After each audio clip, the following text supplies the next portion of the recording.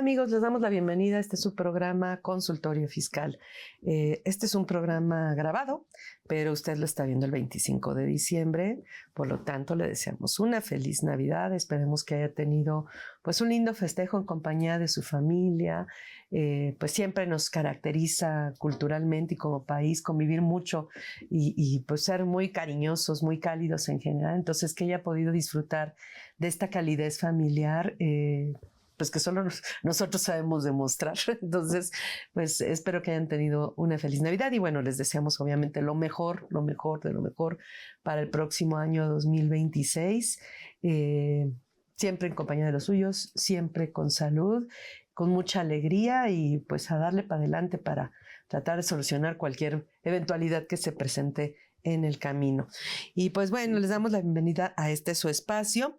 Les recordamos, ya dijimos, este programa está grabando en noviembre, puede haber cambios fiscales, que no sería lo común, pero bueno, nunca se descarta en la última parte de este año. Entonces, pues le pedimos que considere que esto se está haciendo a mediados del mes de noviembre. Y pues el tema de hoy precisamente es cierre anual de personas morales con fines no lucrativos. Nos preocupa y nos ocupa mucho ver este tema porque es el primer tipo de persona moral que presenta su declaración anual, porque a diferencia de otras personas morales que cumplen con la obligación a más tardar el 31 de marzo, estas personas morales con fines no lucrativos tienen que presentar su declaración anual a más tardar el 15 de febrero. Entonces es muy importante pues que al cierre de este año queden solucionados pues todas las cosas que hayan quedado pendientes, hacer una lista y verificar que efectivamente se hayan cumplido con todo lo que tenían que cumplir a fin de que no tengan problemas en el futuro. Y pues tenemos una experta en el tema a quien le damos la bienvenida y nos da mucho gusto recibir en esta su casa. Bienvenida, Lucy. Muchísimas gracias. Además, doblemente feliz porque además es amiga, somos compañeras egresadas de la misma generación y ella maneja el tema como pocas personas lo podrían hacer. Pues nuevamente, bienvenida y gracias por estar aquí con nosotros. Muchísimas gracias a ti, Sus, por la invitación y la oportunidad. No, al contrario. Pues bueno, ya traes tu lista de temas, lo cual te agradecemos. Así que conteme, ¿qué tema quieres arrancar? Y vamos desarrollando esto. Fíjate que todos los no lucrativos, las personas morales con fines no lucrativos, están en el artículo 79 de la Ley del Impuesto sobre la Renta. Son 26 fracciones. Todos ellos tienen que cumplir con su declaración que se presenta, como bien dijiste, a más tardar el 15 de febrero del siguiente año. Pero dentro de esas fracciones hay algunas que son donatarias autorizadas. Entonces, esas donatarias autorizadas, para poder presentar su declaración en el formato 21, tienen que primero saber si son donatarias. Por lo tanto, tienen que revisar el anexo 14 para saber si está ahí el listado y que ellas continúan siendo donatarias. Entonces, es bien importante que si son donatarias autorizadas, tienen que revisar que estén en el anexo 14, porque ha habido muchísimas revocaciones por cualquier incumplimiento que tengan. Entonces, sí es muy importante que chequen el anexo 14. Ahora, este anexo se ha modificado en el año, tuvo creo 2 modificaciones. Ajá. En enero. Bueno, se publicó en enero, ¿no? Que es cuando sale la lista, digamos, para este año. Toda.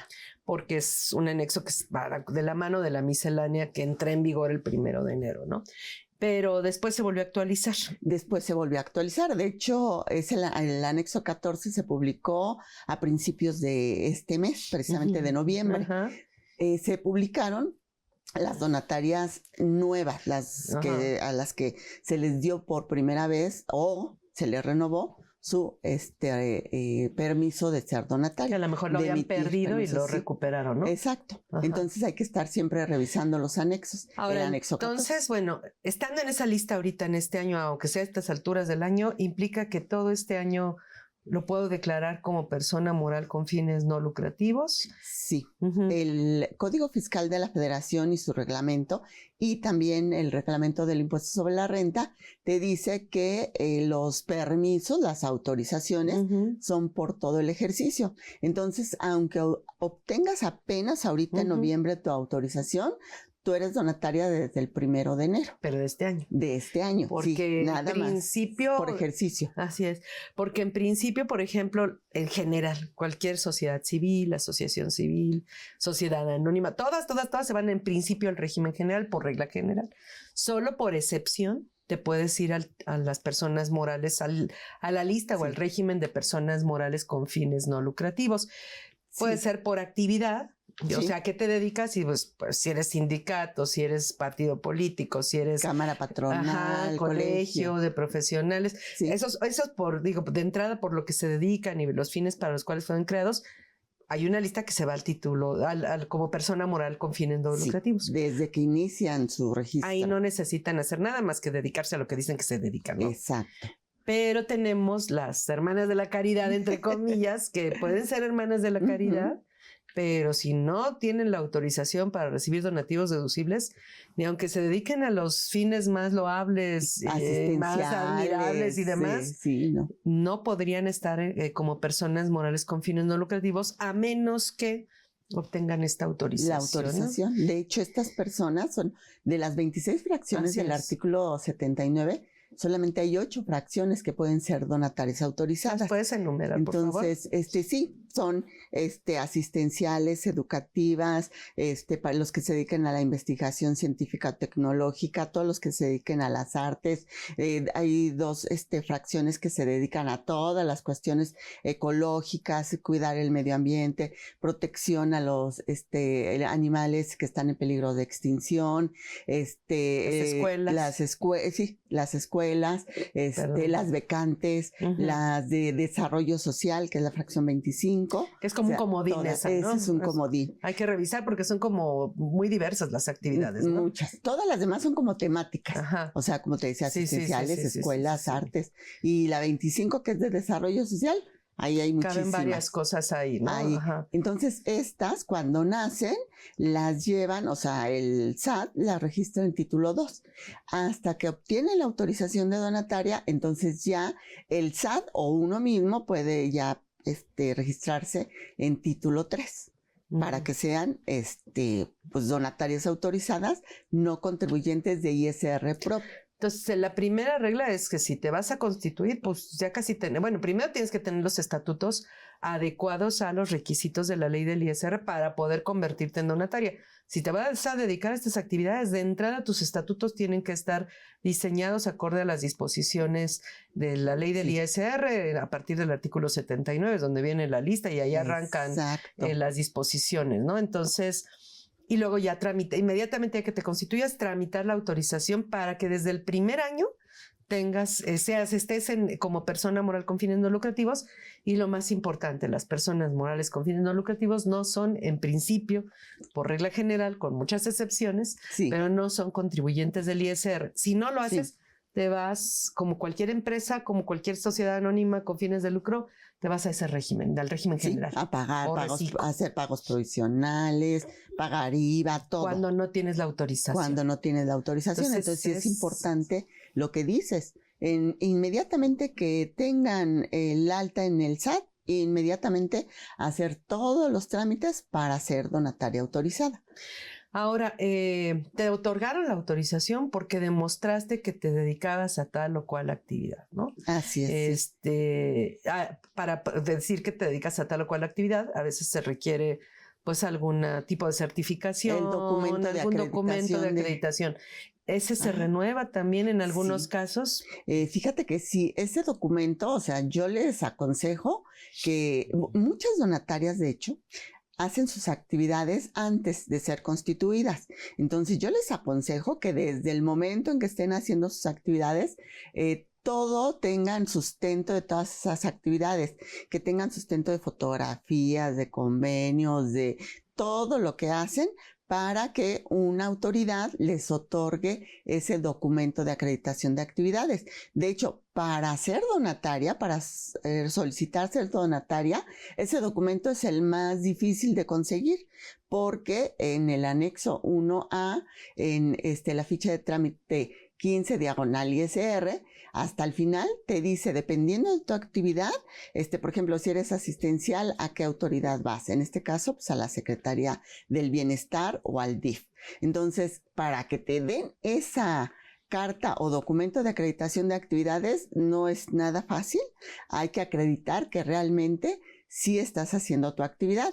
Y máxime que este año en la miscelánea hubo una modificación en donde te dicen, ¿sabes qué? No es una simple carta de acreditación de actividades, sino en esa carta la autoridad que te está dando tiene que tener el sustento, tienes que tener en esa carta el correo, el puesto, quién te está dando esa carta. O sea, te piden muchos requisitos. Que sea un responsable con atribuciones para emitirla de alguna manera. Exactamente. Entonces, no es tan fácil conseguir ese documento de acreditación de actividades. Por lo que yo les aconsejo que desde que comiencen a hacer sus actividades para hacer una donataria, inmediatamente comiencen, digamos, a materializar las cosas, ¿no? Y bueno, y que estén siempre en contacto con la autoridad que les emitió la acreditación, sí, porque puede ser que ellas en algún momento establezcan algún tipo de renovación o algún tipo de certificación. Entonces tienes que ver en cada dependencia qué es lo que aplica, ¿no? Para que no vayas a perder tu certificación de actividades o acreditación de actividades y después no tengas problemas con el SAT, porque ellos pueden intercambiar información. Claro, ¿no? Te revocan la autorización si no tienes ese documento de acreditación de actividades. Y ese documento, el SAT te menciona, bueno, las leyes te mencionan que son 3 años solamente de vigencia que tiene ese documento. Pero a mí me ha tocado ver que hay algunas autoridades que solamente te lo dan por 1 año o por 2 años. Entonces, tiene esa vigencia. Por lo tanto, tienes que renovarlo antes de que se venza. Pero fíjate que la autoridad ahorita no ha hecho nada. Hay varios que ya se les venció y que no han hecho, la autoridad no los ha requerido, pero porque saben que la Secretaría del Bienestar, que es donde casi todo mundo pide su documento de acreditación de actividades, se está tardando más de 6 meses, 8 meses o más, o te piden muchos más requisitos para darte ese documento de acreditación. Pero entonces tienes que presentarlo, aunque no te lo den, sí, para demostrar que tú estás en trámite. Ya es responsabilidad de ellos que no lo hayan emitido. Sí. Pero tú tienes que demostrar que hiciste tu renovación dentro del periodo de vigencia y que te cumpliste con todo eso. Entonces, no nada, por un lado está en la lista del anexo 14 de la resolución miscelánea autorizado como donataria para este año, pero también está al pendiente de que lo que sustenta esa autorización para recibir donativos deducibles, como es la carta de acreditación, pues esté vigente, ¿no? Exactamente, que esté vigente por esos 3 años o por lo que haya la autoridad emisora lo haya designado, ¿no? Pero fíjate que hay una cosa importante porque resulta que si tú estás en Indesol, bueno, antes era Indesol, ahora es la Secretaría del Bienestar, tú tienes que dar informes anuales, periódicos, ¿no? Que son anuales. Y cuando tú das ese informe, a ti te llega un acuse y en donde te dice que tú estás en estatus de activa. Entonces, la miscelánea te dice que si tú eres donataria y que estás en ese informe con estatus de activa, entonces esa es tu carta de acreditación de actividades para que no sufras más. Entonces, porque además cuando la autoridad te requiere, te dan solamente 10 días hábiles. ¿Y qué haces en eso? No consigues nada. Ajá. Entonces, para las que son asistenciales o de desarrollo social, que no sufran con ese documento de ese acuse de activo, ya lo suben y tienen su documento de acreditación de actividades. Por ejemplo, las escuelas, el documento de acreditación es el REBOE. Entonces, pero para algunos que les tiene que dar el INBA, y otras autoridades. Yo me he encontrado, es una escuela, me encontré que no tenía autorización de la SEP. Ellos así que ellos se regían por la ley de una autoridad educativa de Estados Unidos, de un estado, y incluso era lo que vendían. Entonces tú dices, pues en ese caso tendría esa escuela, suponiendo que pueda operar, hablando del tema educativo, vamos a suponer que eso está bien, no sé, pero independientemente de eso, esa escuela tendría que tributar, por ejemplo, en el régimen general de ley, como cualquier sociedad anónima, etcétera, porque pues no puede acreditar que se dedica a actividades educativas en México y no podría ser donataria autorizada y tiene que tramitar la autorización obligatoriamente, si no, se va al régimen general, ¿no? Ahora te voy a decir que en algunos kinders, me he encontrado en 2, que tienen un decreto que se publicó con López Portillo, en donde dicen que ellos permanentemente pueden estar ahí en el título 3 y eso nos ha servido. O sea, el SAT sí lo ha aceptado. Sí lo ha aceptado. Ajá, pero bueno, es de las que nacieron desde esa época, que ya tienen muchísimos años. Pero sí es importante tener ese documento. Entonces, a nivel preescolar, por ejemplo, en ese caso. Sí, así únicamente es. Preescolar. Pues sí. Bueno, entonces, ver que tu documentación, bueno, que estés en la lista de donatarias y que la documentación que soporta ese registro ante el SAT esté vigente. Exacto. Lo que implique eso ante la autoridad que te haya otorgado esa acreditación. Exacto. ¿No? Bueno, así entonces es. ya estoy en el título tercero. Ya vimos que es obligatorio para todas las que mencionaste que son donatarias. Pues la regla general es que tienen que tramitar la autorización. Si de todas las actividades que mencionaste, si no la autorizan, si no tienen la autorización para recibir donativos, pues no pueden tributar en el título tercero, ¿no? Exacto, sí. Ahora, y no pueden hacer su declaración en el formato 21, sino tienen que hacerlo en el 18 de personas morales. Que es el de personas morales del régimen general de ley. Así y tendrían que haber presentado pagos provisionales. De hecho, también tendrían que verificar, aparte de la lista del 14, pues su constancia de situación fiscal, ¿no? Uno nunca sabe que lo hayan cambiado o algo, ¿no? Sí, porque el SAT lo cambia y no te avisa. Es lo que te iba a decir. Por ejemplo, si te quitó la autorización para ser donataria, pues te va a mandar automáticamente a otro régimen. Al día siguiente. Cuánta eficiencia. Sí, exacto. Ajá. Por ejemplo, hablando de donatarias, porque bueno, son nada más 8 fracciones de las 26 no contribuyentes. Tienes que presentar una declaración de transparencia. O sea, tienen ahorita en el cierre anual de personas morales con fines no lucrativos, todo eso lo tienen que ver cuáles donativos fueron recibidos en efectivo, en especie, si fueron recibidos por personas físicas, nacionales o extranjeras, personas morales, nacionales, extranjeras, públicas o privadas, si otorgaron donativos, cuáles son sus gastos. Todo esto tienen que verlo en la declaración de transparencia las donatarias. Y esta declaración se presenta más tardar el 31 de mayo. Abren el portal el 1 de mayo y lo cierran el 31 de mayo. Entonces, el 1 de junio pasó este año, te cambiaron la constancia de situación fiscal a régimen general de ley, o sea, título 2, y además te emiten la multa por 100 y tantos mil pesos. Wow. O sea, pero el primero, o sea, eso es lo que pasó en una donataria. Que afortunadamente yo no llevo esa contabilidad, pero uno de los asociados me dijo, y pues bueno. Qué horror.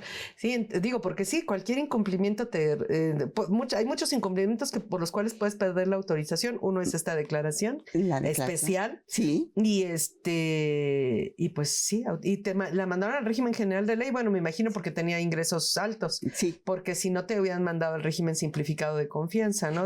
Pero de todas formas, que pagas a diferencia de estar en el título tercero de personas. No la mandaron al régimen simplificado. Ajá. Pero al día siguiente. Qué barbaridad. O sea, pues sí, sí hay que tener mucho cuidado con esta parte. Y bueno, hablamos en particular de los donativos, porque estábamos en el tema del anexo 14, que no es exclusivo de las donatarias, la lista de personas morales con fines no lucrativos. Pero regresando al tema de donativos, obviamente estos donativos tienen que estar amparados con un CFDI, que tiene que llevar un complemento de donativos, que lleva datos adicionales al importe del comprobante. Debe de llevar el oficio de autorización y la fecha del oficio de autorización de cuando fuiste donataria, cuando el SAT te autorizó para ser donataria autorizada. Debe de llevar eso.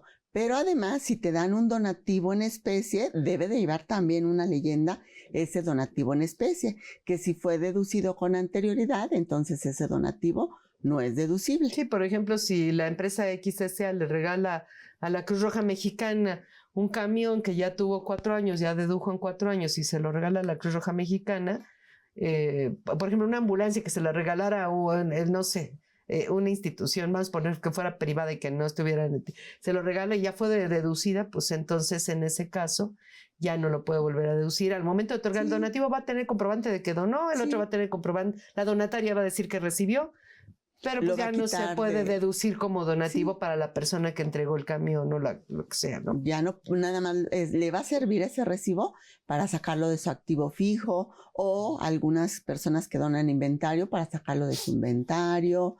No sé, inventario, estoy hablando de sillas, colchas, zapatos, no sé, juguetes que quieran donar, pues lo sacan de su inventario o de su activo fijo o de su almacén de materiales.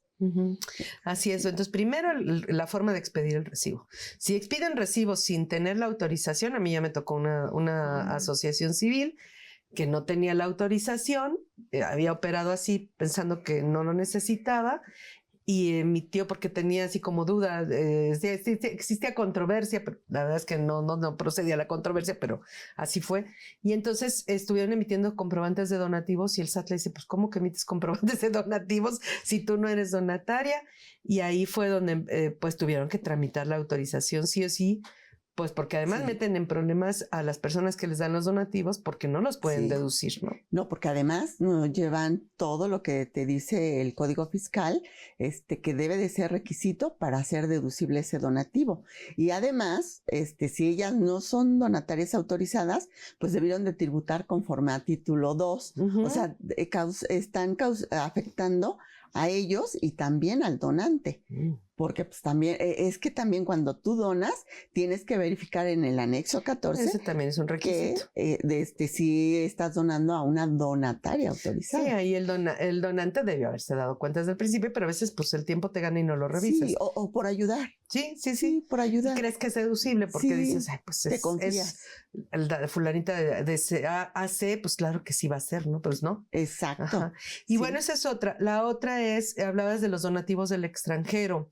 ¿Se requiere alguna autorización especial para recibir donativos del extranjero? Sí, se requiere una autorización especial, pero solamente es para Estados Unidos.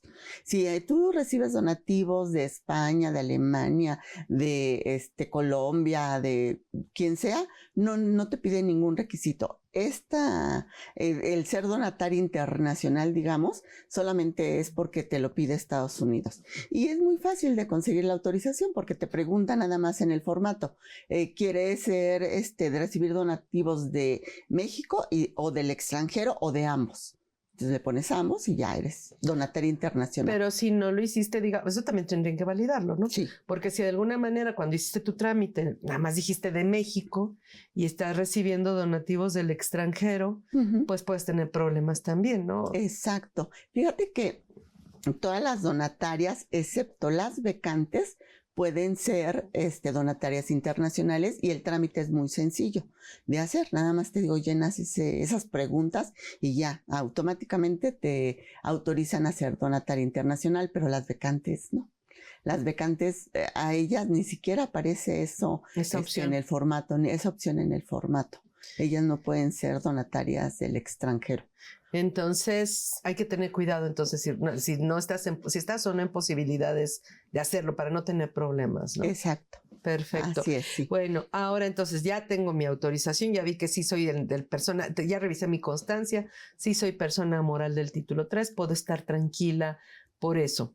Estamos hablando del cierre. En cuanto a contabilidad, bueno, ya hablamos de los comprobantes, la emisión de los comprobantes. En cuanto a la contabilidad, ¿qué obligaciones tienen que tuvieron que validar que se cumplieran en este año? Bueno, fíjate que todos, a excepción de los sindicatos, de los sindicatos y partidos políticos, que los sindicatos no están obligados a llevar contabilidad ni a emitir comprobantes. Están en caso de protegidos a morir por su objeto. Si tienen enajenación de bienes, eso pues sí te están obligados. Pero ellos... Como por las cuotas sindicales, no. No. Pero si vendieran, por ejemplo, tuvieran una librería, por ejemplo... Por ese lado sí tienen que facturar, porque es una actividad empresarial y ahí sí llevan contabilidad, emiten comprobantes, todo lo que tendría, aunque sigan en el título 3, tienen las obligaciones de comprobantes y pudieran pagar impuestos. Y pudieran pagar impuestos, sí, en el título 3, ¿no? Pero entonces, las obligaciones es emitir y también recibir, pero más bien obligatoriamente tienen que solicitar los comprobantes. No porque estamos en título 3 de no contribuyentes de ISR, vamos a decir, no pasa nada. No, tenemos obligación de emitir comprobantes por los ingresos que tenemos y también de recibir los comprobantes por todos los gastos o las erogaciones que hagamos. También tienen que llevar contabilidad, tienen que enviar su contabilidad electrónica, todos los no contribuyentes, menos los que no estén obligados a llevar contabilidad. Las asociaciones religiosas creo que son de las pocas que están, siguen teniendo el uso del programa de Mis Cuentas, ¿no? Del SAT. Pero digamos que todos los demás tendrían que llevar contabilidad. Exacto. Aunque hay una regla por ahí media mal rara, pero con las de hasta 2 millones que abarca todo tipo de contribuyente. Para Mis Cuentas, pero el SAT luego no lo acepta. La eliminaron desde 2021. Para Mis Cuentas sí, pero la regla actual de la contabilidad dice que ahí trae una regla que habla de los 2 millones, que no queda claro si también es para personas morales. Sí. Pero mejor que lo hagan. Mejor que lo hagan. ¿No? Para si no porque quieren defenderse. Que el que no envíen la contabilidad, ahorita el SAT, ahorita estoy hablando del mes de octubre de 2025 a la fecha, la autoridad lo que está haciendo es restringir el certificado de sellos digitales. A mí ya me pasó. Ajá. Todos los meses enviaba las balanzas y se nos olvidó en noviembre porque se atravesaron las vacaciones. Sí. Y de repente nos restringieron los sellos. ¿Cómo? Por eso fue por la balanza y fue un solo mes que se nos olvidó. Por eso esa regla, cuando doy cursos, no ¿saben qué? Esto no aplica. No, porque esto además, pues entras en controversia y si no estás dispuesto a defenderte o no tienes elementos para defenderte, porque a veces los recursos son pues limitados en este tipo de organizaciones. Sí. Hay de todo, hay muchos muy pudientes, pero bueno, mejor más vale cumplir, ¿no? Más vale cumplir. Sí, o sea, tienes obligación también de hacer la declaración anual, pero está muy simpático porque si tienes remanente distribuible y lo distribuyes, entonces tienes obligación de hacer declaración anual, pero si no lo distribuyes, no tienes obligación de hacer declaración anual. Ahora, la fracción quinta del artículo 86 te habla de otra declaración, que es la de ingresos obtenidos y deducciones efectuadas, erogaciones efectuadas. Entonces, pero todo es en el mismo formato 21, todo lo haces ahí. Entonces, comienza a partir de la fracción quinta. Dice las personas morales del artículo 79 de estas fracciones y comienza a partir de la fracción quinta. Quiere decir que los sindicatos obreros, asociaciones patronales, las cámaras y colegios de profesionales no tienen obligación de hacer declaración anual en caso de que no hayan distribuido remanente. Entonces la pregunta es, ¿todos los no contribuyentes tienen obligación de hacer declaración anual? Pues no. Uh-huh. Pero serían pocas excepciones, ¿no? Sí, las donatarias, pues, por supuesto que todas. Sí. Pues vamos a tener una pausa y después de la misma continuamos con este tema. Qué bueno que entras al tema de la declaración anual, de la obligatoriedad. Continuamos después de la misma.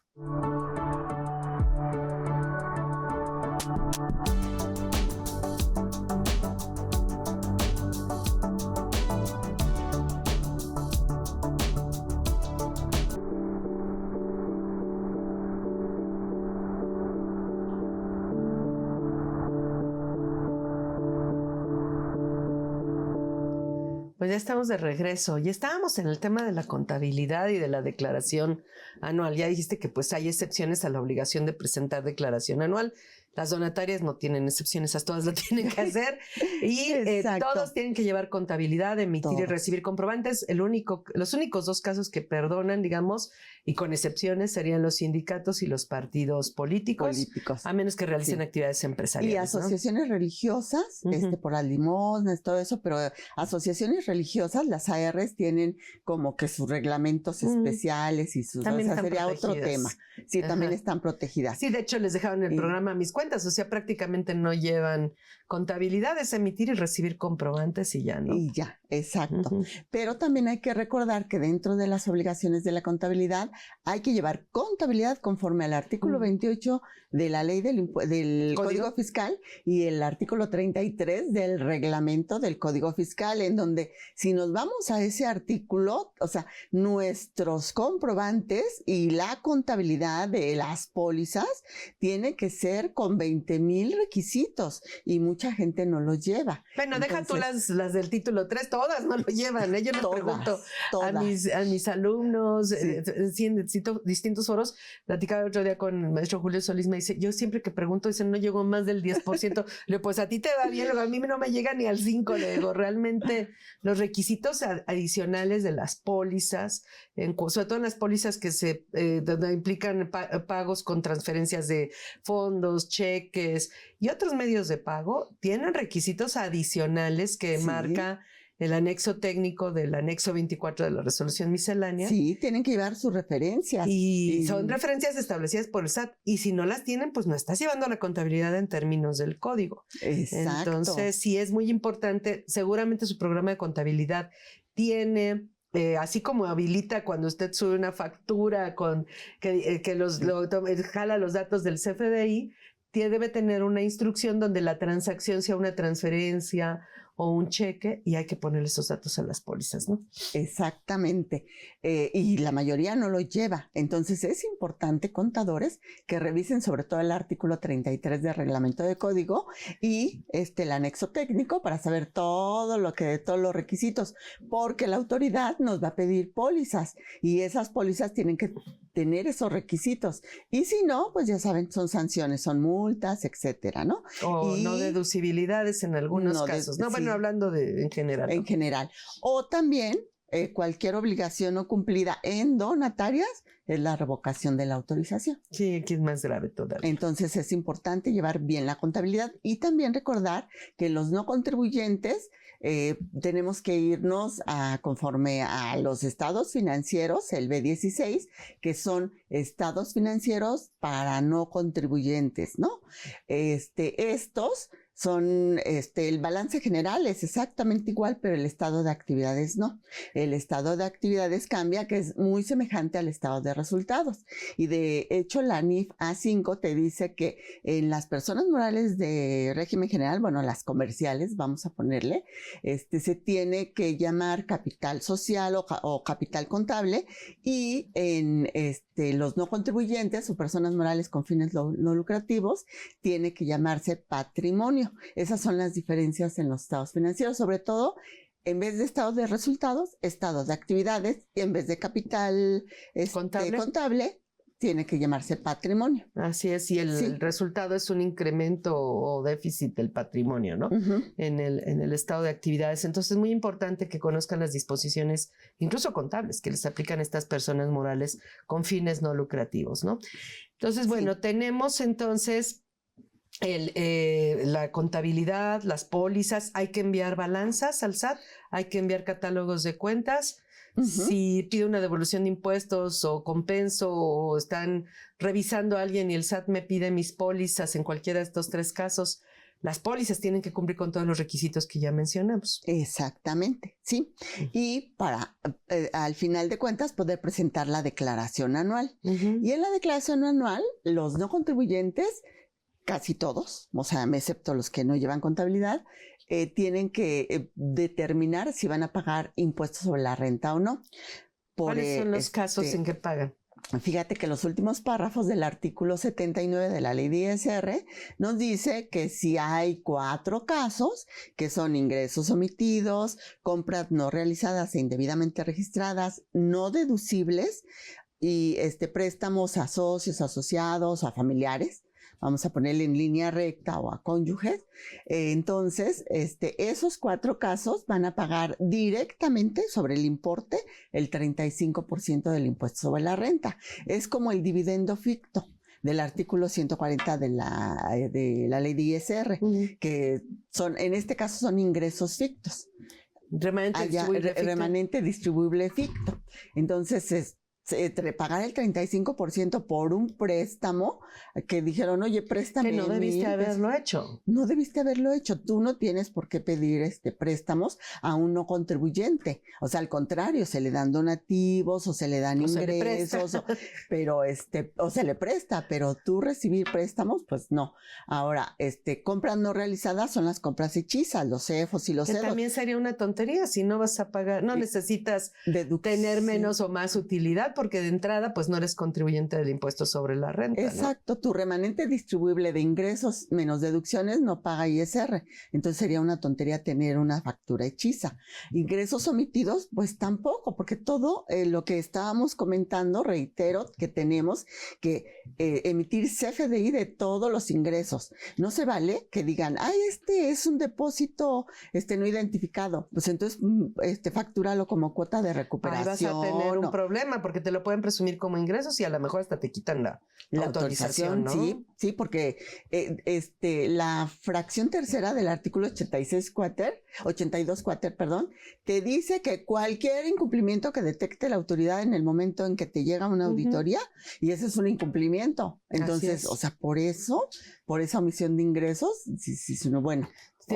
Por eso la contabilidad se vuelve, y los controles internos se vuelven muy importantes, porque a veces como que hay mucha displicencia en las donatarias, ¿no? O sea, como creen que porque sí se dedican a actividades que obviamente son muy loables y demás, creen que la autoridad las va a perdonar, pero la ley no establece opciones y al contrario, establece muchos casos de pérdida de la autorización, y si pierden la autorización se van a pagar el 30% sobre la utilidad que tengan, como cualquier sociedad anónima, como cualquier sociedad mercantil, ¿no? Entonces, exacto, no por dedicarse a la actividad que se dedican va a ser más laxa la legislación, al contrario, es más dura. Sí, para los no contribuyentes, como no pagan impuestos sobre la renta, entonces dice, no, si tú tienes estos dividendos fictos o ingresos fictos o remanente ficto, como le quieras llamar, entonces tú vas a pagar el impuesto sobre la renta y el 35%. Pero además no todos. También ahí tiene sus consentidos.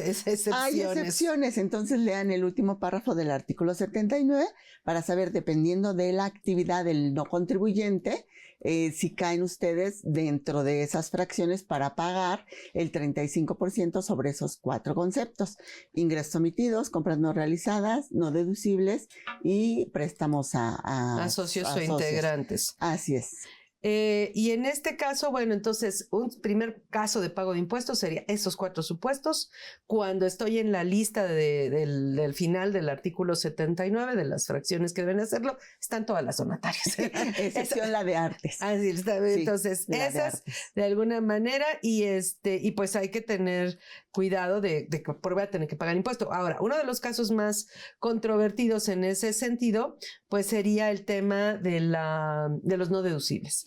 ¿Qué debo entender por no deducibles para determinar si voy a pagar impuesto o no? Porque pues muchas de estas, y era lo que decíamos, muchas de estas donatarias a veces administrativamente no son tan organizadas, ¿no? Entonces, hay gastos que hacen en efectivo, se les hace muy fácil, se les hace muy fácil. O no consiguen comprobantes. No conseguir comprobantes. Etcétera. Entonces, ¿qué tendrían que cuidar en este sentido? O sea, ¿se vale que estén así, no tener comprobantes? Eso ya los libera de pagar el impuesto. Bueno, primero, ¿qué entendemos por no deducibles y qué pasa cuando no hay comprobante con respecto al pago del impuesto? Sí, mira, la misma ley de los no contribuyentes nos dice que vayamos. Si los integrantes, personas físicas, son personas de actividad empresarial o profesional, entonces vayamos a los no deducibles del título 4, que es de personas físicas, al artículo 148. Pero en el caso de que no sean actividades empresariales o profesionales, pues nos vamos al artículo 28 de la ley de ISR, que es de título 2 del régimen general. Hay 2 listas de no deducibles, la del 28 y la del 148. Tienen diferencias. Esas dos. Son muy parecidas, pero tienen sus pequeñas diferencias. Por ejemplo, los ingresos exentos de los trabajadores que son no deducibles, eso no existe en el 148, pero sí existe en el 28. Los viáticos en el 148 son todos no deducibles, y en el 28 te dice que hay una parte deducible y hay una parte no deducible. O sea, sí a veces me conviene una, a veces me conviene la otra, ¿no? Así es. Pero aplicar una u otra depende de quiénes sean la mayoría de los integrantes, que pueden ser personas, con una persona moral que haya del título 2, pues me jala a los no deducibles del 28. Si tengo socios o integrantes que son personas físicas de actividades empresariales o profesionales, me jalan al 28. Sí. Pero si son personas físicas asalariadas, arrendadores de inmuebles, los integrantes, los socios o asociados integrantes, me jalan al título 148. 148. Al título 4. A la lista de los no deducibles del 148. Así es. Alguna vez me tocó, por ejemplo, en una plática de universidades públicas. Pues ahí el principal órgano, el principal asociado pues es el Estado, ¿no? La entidad federativa que las fundó. Pero pues esa misma también es del título 3, porque la federación, los estados, los municipios, todo el gobierno tributan en el título 3. Entonces, pues siguen siendo de título 3 y les aplicarían por regla general los no deducibles del 148. Y obviamente no les aplica la lista, dentro de los no deducibles no les aplica lo de los ingresos exentos de los trabajadores en términos de la ley, con o sin regla de facilidades, ¿no? Que eso es irrelevante, ¿no? Y eso es muy importante, pero las reglas de viáticos, por ejemplo, ahí sí cambian. Entonces se vuelve muy complicado toda esa parte, ¿no? Sí. Entonces hay que ver exactamente quiénes son los integrantes. Si son personas físicas con actividades empresariales y profesionales, la mayoría de los integrantes de esa asociación o no, para saber si nos vamos al 148 o al 28. Así es. Y nada más lo que dice, o sea, no hay que irnos más allá de que esos son los no deducibles. No deducibles, nada más. Un consumo en restaurantes es deducible según el artículo 28, el 8.5%. Por lo tanto, el 91.5% es no deducible y sobre eso se va a pagar el impuesto correspondiente, ¿no? Al 35%. Al 35%, exactamente. Pero hay que ver cuáles son los no deducibles. Si tenemos nosotros, por decir que fuimos a un congreso y nos superurge una impresora y la compramos en 3,000 pesos en efectivo, pero tenemos nuestro comprobante y todo, pues eso, o sea, no tiene no reúne el requisito de los 2,000 pesos. Pero no del está pago con tarjetas y demás, pero no está en la lista de los no deducibles. No está en la lista de los no deducibles. Y la ley te dice los no deducibles. Única y exclusivamente. ¿Para qué meter eso como no deducibles? Y me ha tocado en auditorías que sí meten y pagan sobre todo. Un dineral. O sea, un dineral. Oye, pero también el otro, tiene razón y está bien, pero ahora la otra cara de la moneda, luego dicen, ay, mejor no consigo comprobante y se gastan en efectivo. También eso está mal. A final de cuentas, no, o sea, debes tratar de conseguir los comprobantes y no importa si reuniste todos los requisitos o no, por ejemplo, como el que señalas. Pero de todas formas, lo ideal es obtener el comprobante para evitar cualquier otra suspicacia respecto a otro tipo de operaciones. Es que es una obligación. Acuérdate que además es una obligación legal. Recabar comprobantes. Si no te puedes sacar también, te podrías llegar al extremo de quitarte la autorización. Sí, por ser un incumplimiento. Sí, exacto. Así es. Sí. Bueno, entonces, primer caso, esos 4 supuestos. Segundo caso de pago de impuesto, ¿cuál sería? Ahí ya nos vamos al artículo 80, en donde te dice que si tú tienes, digamos, actividades empresariales o profesionales que son enajenación de bienes distintas de activo fijo o prestación de servicios a no miembros, entonces por esto tienes que ver, primero, tienes que separar esas dos actividades, más bien tenerlas bien identificadas. Luego, en el año, sumar todos tus ingresos. Si el importe de esas dos actividades no rebasa del 5%, estamos hablando de todos los contribuyentes, todos los del título tercero, excepto donatarias. Entonces, si esas dos actividades no rebasan del 5%, no tienes ningún problema y no hay que pagar impuesto. Pero si rebasan del 5% esas dos actividades que son profesionales y empresariales, entonces de eso tienes que disminuirle a el importe de esas dos actividades el 5% del total de los ingresos. Y ahí te da, digamos, una base gravable. De esa base gravable tienes que descontarle, disminuirle los gastos que hiciste por esos dos ingresos. Y sobre eso te da una utilidad. Y sobre esa utilidad hay que pagar el 30% de ISR. La ley dice, aplícale la tasa del artículo 9 de la ley de ISR. Dice que determines con el título 2. Ahí entonces, pero no, eso no implica que hagas más cálculos como puede ser el ajuste anual por inflación ni nada. Simplemente prácticamente sacar la utilidad, como lo señalaste, sobre esas actividades que salen del supuesto y pagar el 30% de impuesto. 30%. Y se paga el 15 de febrero, no hay pagos provisionales en el año, se paga en la declaración anual el 15 de febrero. Exactamente.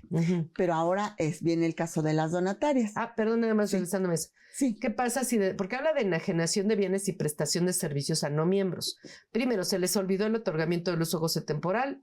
Si yo le rento algo a no miembros, no hay problema. Sí. No importa el monto. No importa. Entonces, nada, es enajenación de bienes y prestación de servicios a no miembros. Ahora, dentro de la enajenación de bienes, puedo vender un activo fijo, por ejemplo, que simplemente ya no me sirve, y a lo mejor eso me saca del 5%.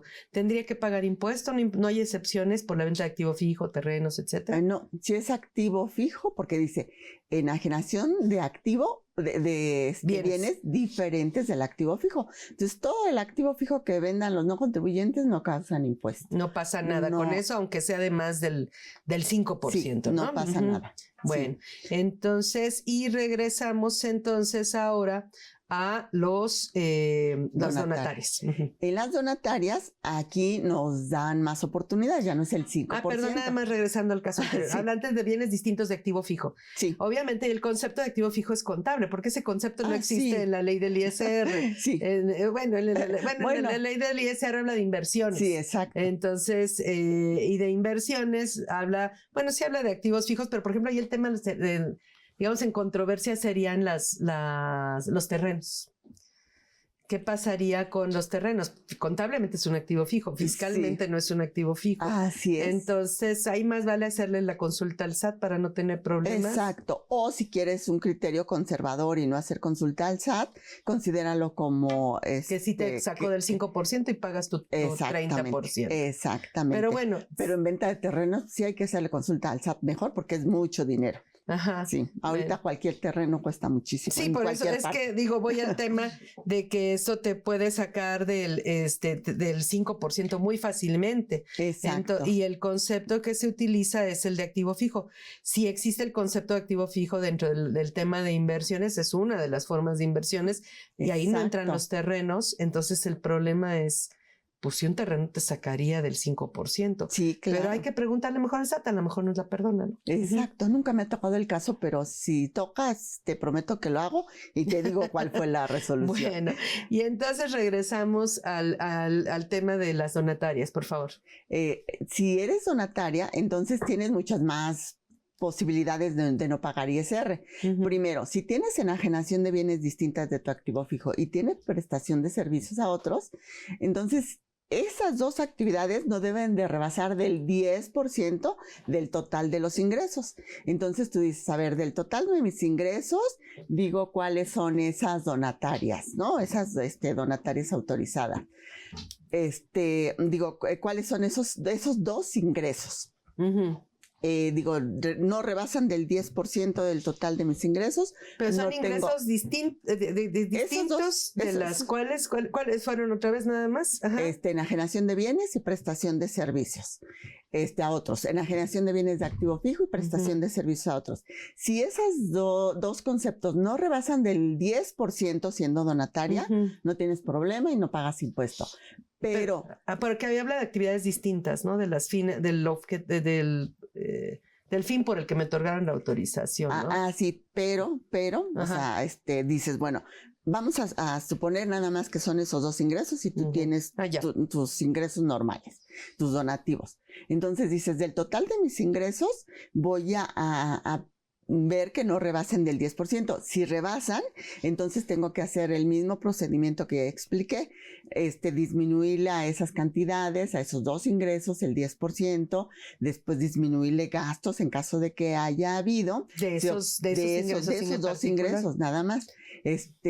Obtienes una utilidad y sobre esa pagas el 30%, pero hay una facilidad porque además te dice ahí mismo en ese párrafo del artículo 80, te dice, pero ¿qué crees? Que tú puedes tener otras actividades por las que no vas a pagar impuesto porque se consideran relacionadas con tu actividad y estas son, pues están súper bien. Bueno, empieza con donativos y después comienza con apoyos, con apoyos al gobierno y para eso pues, debes de tener tu clave única, ¿no? El gobierno ya tiene, desde el sexenio pasado, ya no nos da muchos apoyos o ya no nos da apoyos a donatarias, pero bueno, si tienes un apoyo, estás también en el padrón único. Estás dentro de tu, exactamente, esas son ingresos relacionados con tu actividad.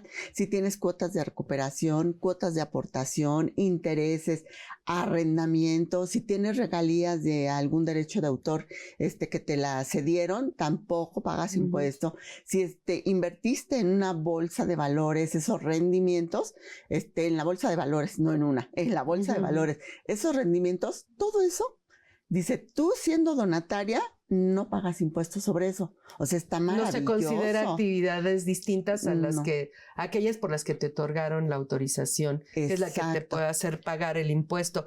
Y si, bueno, y si son distintas de todas esas y no son relacionadas con la actividad por la cual me otorgaste la autorización, voy a pagar el 30%. El 30%. Sí.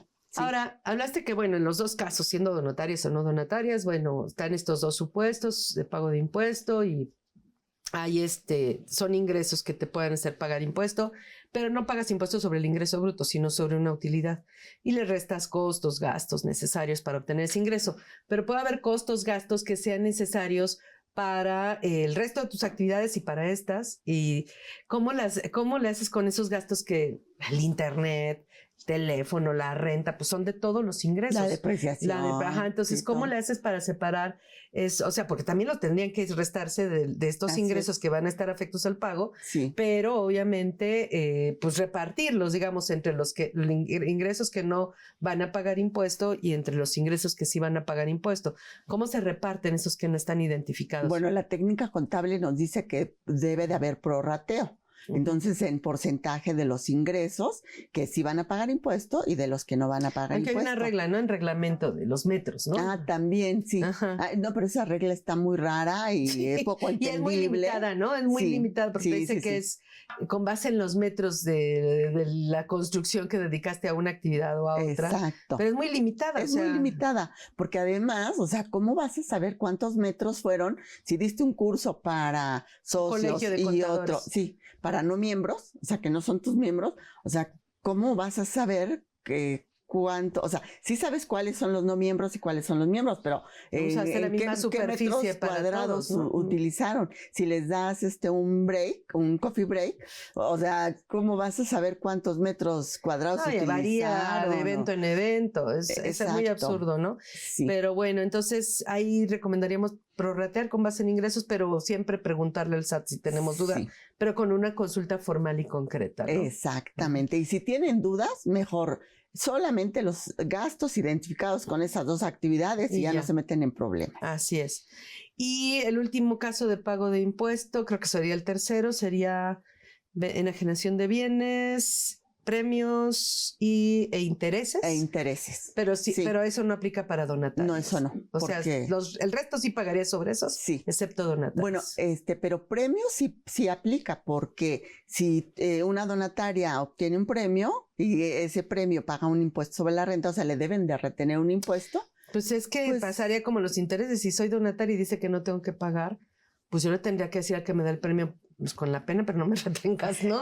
Aquí está mi constancia, ¿no? Suponiendo que sea el caso, pero bueno, incluso al banco, si me quieres retener sobre intereses, yo le doy mi constancia y soy donataria, y no me tiene que retener, ¿no? En ese caso. Pero entonces, en estos casos sí tendría que pagar. Y en este caso es como casuístico, los 3 casos que mencionaste, y es en el momento en que cobro el ingreso cuando pago el impuesto. Exactamente. Pero en los otros, del 10%, etcétera, de los enajenación de bienes y no sé qué, eso es en la declaración anual. Hay que hacer los cálculos y declararlo hasta el 15 de febrero más tardar en la declaración anual y pagarlo. Ahora, hablaste, pues bueno, ya hablamos de la contabilidad, etcétera, de la autorización. Las donatarias en particular están también sujetas a la ley antilavado. Sí. O sea, pueden realizar actividades vulnerables. ¿Qué implica esto? ¿Cómo aplica esto? Fíjate que la ley antilavado, en su artículo 17, nos habla de las actividades vulnerables, en especial el artículo, la fracción 13 nos habla de los donativos, es decir, nada más de las donatarias que están recibiendo donativos y que son autorizadas. Entonces, ellas tienen dos umbrales. Uno en el que tienes que hacer tus expedientes y otro vamos a hablar de 160,000 pesos, o sea, porque son por UMAS. Tienen que hacer un umbral, vamos a ponerle 160,000 pesos para hacer tu expediente del donante. O sea, te debe de dar todas sus credenciales, toda su documentación, su constancia de situación fiscal, en su caso si es empresa acta constitutiva, de identificaciones, comprobante de domicilio, o sea, todo. Tienes que saber exactamente quién te está dando ese donativo. Entonces, es absurdo porque te estoy pidiendo un donativo, o sea, te estoy pidiendo que me regales algo, pero, ¿de dónde lo obtienes? Y dame todo. Yo digo cuando que es llegues absurdo. A ese importe. Exacto. Y hay otro umbral en el que tienes que hacer el aviso. O sea, 350,000 pesos vamos a ponerle. O sea, son por UMAS. Sí, son. Bueno, aquí tengo el número de UMAS. Para el aviso serían 3,200. No, perdón. Sí, para el aviso 3,000. 3,210 UMAS. Y para el expediente, 1,605. Ajá, 1,605 la mitad. Ajá. Entonces tienes que hacer tus expedientes y si rebasan de las 3,210. 3,210 UMAS, entonces tienes que presentar ya el aviso. Y una vez presentado el aviso, aunque ya no vuelvas a obtener donativos de esa cantidad, tienes que seguir presentando tus avisos o tus informes. Y resulta que hubo pequeños cambios en la ley en este año, en esta ley antilavado. Sí, ahora sí, ya no son salario mínimo del Distrito Federal, sino las sumas. Y además, o sea, acuérdate que las multas son grandísimas. Para donatarias ya no. Si no presentaste a tiempo tus declaraciones, tienes oportunidad de presentarlas a tiempo y le vas a decir al SAT y no va a haber multa. Y bueno, la última nada más es que también las donatarias quedan liberadas del IVA, ¿no? También no. Ah, sí, así es. Si a partir de 2021, si eres donataria autorizada, en toda enajenación de bienes, prestación de servicios o uso goce temporal, no pagas IVA. Así es. No cobras IVA. No importa la actividad que realices. Así es, sí. Pues creo que más o menos cubrimos todo. Espero que ya nos salimos un poquito de tu lista, pero bueno, muchas gracias a ti nuevamente. Siempre muy, muy útil y muy puntual y muy claro todo lo que mencionas. Gracias. Muchas gracias por la oportunidad. Y recordamos que pues le deseamos lo mejor para el término de este año, que tengan una linda Navidad y un mejor año 2026. Y pues tenemos una cita la próxima semana para los siguientes temas de carácter fiscal. Gracias por estar con nosotros.